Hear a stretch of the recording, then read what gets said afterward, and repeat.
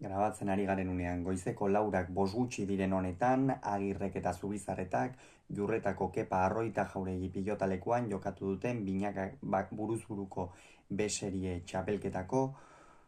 final laurdenetako ligaiskako B-multzoko bigarren jardunaldiko lehen norgehiagokaren analisia egingo dugu. Agirre zen favorito, baina Zubizarretak pronostikoak erabat hautsi ditu 22-8 irabazi ostean eta honen bestez ataundarrak finalerdietarako pauso erraldoia eman du. Gogoratuko dugu, biak ala biak irabazle izan zirela aurreko jardunaldian, batetik Agirrek De La Fuenteri irabazi zion Lekeition eta Zubizarretak Iruñeko Labriten Iker Salaberriari, honen bestez bientzat partida garrantzitsua zen, ez ialabizikoa, baina irabaztea ezinbestekoa zen finalerdietarako urrats hori eman nahi bazen, eta hori Irai Zubizarretak lortu du.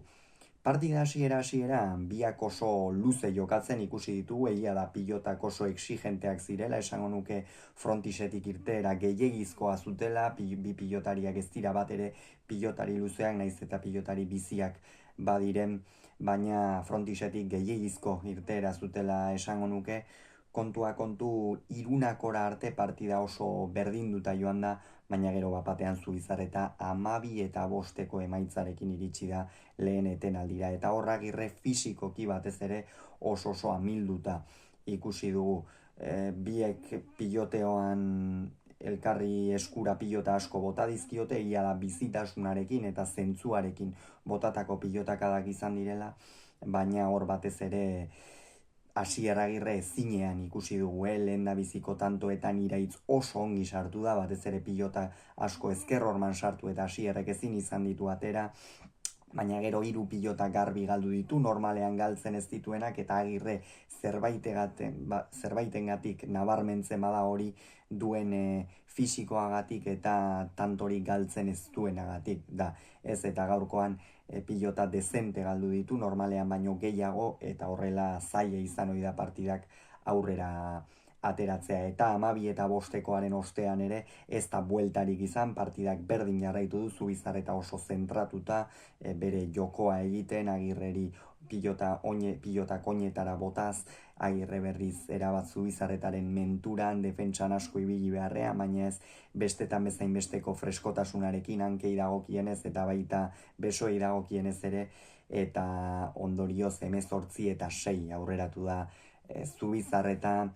Hor jada amilduta zegoen erabat partida, ikusten zen Iraitzek apur bat gehiago edo Iraitzek modu berean behintzat jarraitzen bazuen partida irabazita zeukala. Asier Agirre oso amilduta ikusi dugu, erabat burumakur, tantoen amaieran ere bere aurpegia etzen bat ere aurpegi ona, eta azkenerako 22-8 amaitu da norgehiagoka, eta honek zer esan nahi du, oraindik ere jada jokatu da norgehiagoka, baina guk oraindik ez dugu ikusi, eta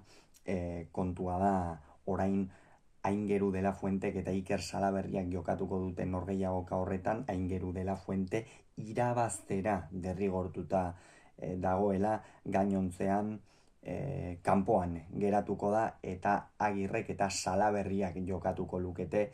partida erabakigarria. De La Fuentek irabaziko balu berriz dena idean geratuko litzake, eta Asier Agirrerentzat oso panorama beltza, gainera datorren astean